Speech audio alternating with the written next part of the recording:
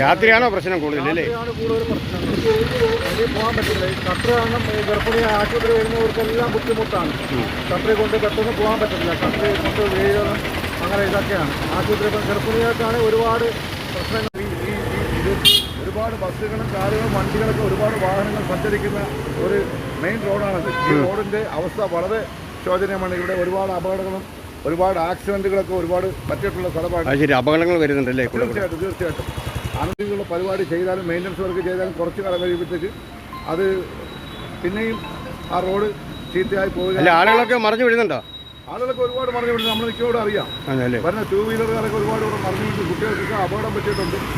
അങ്ങനെ ഒരുപാട് ആശുപത്രി അടുത്തുള്ളതുകൊണ്ട് ഹോസ്പിറ്റൽ അടുത്തുകൊണ്ട് ഒരുപാട് വണ്ടികൾ സഞ്ചരിക്കുന്ന ഒരു റൂട്ട് കാണുമ്പോൾ അറിയാമല്ലോ. അപ്പോൾ ഇത് നിങ്ങൾ അധികാരികൾ ഇതൊന്ന് എത്രയും പെട്ടെന്ന് വൃത്തിയാക്കി തരണം. സ്ഥിരം ഇതിലാണോ വരുന്നത്? ഇതിലാണ് സ്ഥിരം യാത്ര ചെയ്തുകൊണ്ടിരിക്കുന്നത്. കൊട്ടിയിൽ നിന്ന് മാനന്തവാടി റോഡാണ്. വെള്ളാഭിമുഖ ഭാഗത്താണ് റോഡുള്ളത്. വളരെ മോശമായ രീതിയിലാണ് ഇവിടെ നടക്കുന്നത്. എന്നും അപകടങ്ങൾ സംഭവിച്ചുകൊണ്ടിരിക്കുകയാണ്. തൊട്ടടുത്ത് ആശുപത്രിയൊക്കെ ഉള്ളത് കൊണ്ടാണ് ജീവഹാനി സംഭവിക്കാത്തത്. എന്നും അപകടമുണ്ടോ? മിക്ക ദിവസങ്ങളിലും അപകടം സംഭവിക്കും. ഈ രാത്രിയൊക്കെ ഭയങ്കര പ്രശ്നമാവും അല്ലേ? മാത്രമല്ല മഴ പെയ്ത് വെള്ളം കെട്ടിക്കഴിഞ്ഞാൽ അറിയാവത്തില്ലേ? വെള്ളം കെട്ടുകഴിഞ്ഞാൽ മഴ പെയ്ത് വെള്ളം കെട്ടിക്കഴിഞ്ഞാൽ പിന്നെ നമുക്ക് കുഴി ഏത് റോഡ് ഏത് വഴിയാണെന്ന് അറിയാൻ പറ്റാത്ത രീതിയിലാണ് ബൈക്കുകൾ.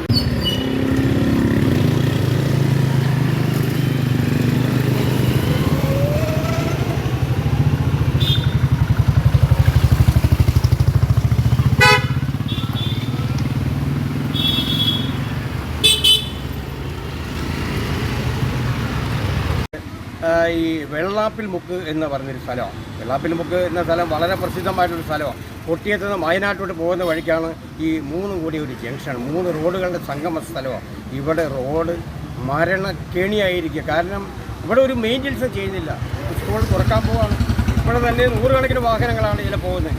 മഴവെള്ളം കെട്ടിക്കിടന്നാൽ ഇത് കട്ടർ അറിയാതെ ഇത് വലിയ അപകടങ്ങൾ വരുന്നുണ്ട്. അല്ലാത്ത സമയത്ത് അപകടങ്ങൾ വരുന്നുണ്ട്. തൊട്ടടുത്ത് ആശുപത്രി ഉള്ളതുകൊണ്ടാണ് ഇവിടെയുള്ള ആളുകൾ പറയുന്നത് ഇവിടെ വീഴുന്നവരൊക്കെ അപ്പോഴപ്പോഴും ഗവൺമെൻറ് ആശുപത്രിയിൽ കൊണ്ടുപോകുക.